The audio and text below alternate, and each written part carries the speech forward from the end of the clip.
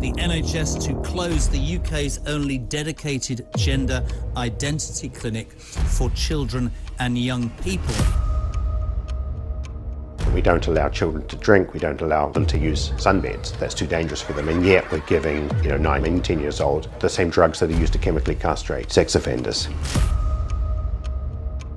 There was so many psychologists saying something isn't appropriate about the treatment we're giving these children. And they said things like, I transed hundreds of kids and I don't think any of them should have been trans. Now, in recent years, there's been a huge increase in the number of children reporting gender dysphoria. Big Pharma is hugely implicated in this. I've been contacted by teachers, lawyers, therapists, doctors, social workers, all of whom are very worried about the ideology that's taken over their line of work and are far too afraid to speak out about it. The medicine is involved in it, the law has become involved in it, the education system. The money in this is insane.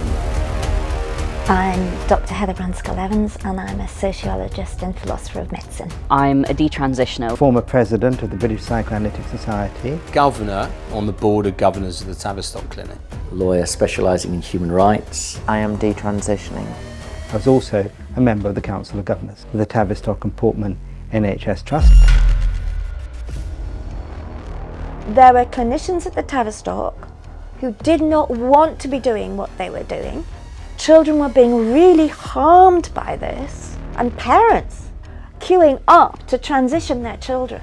How could this have possibly be happening in plain sight of everybody? Kira was already taking the clinic she was treated at to court. She believes she was steered down a medical pathway. What was very unusual in this case, probably more than any case that I've done, was the extraordinary climate of fear. I decided to write a report. When they saw it, they tried to stop me. The experiment is over for me. Most people who have been damaged, this is it for the rest of their life. I mean, this is it for me.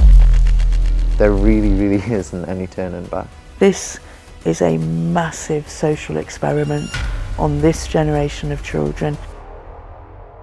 I honestly think in 10 or 20 years' time, they'll look back at this time as one of the greatest periods of misinformation ever.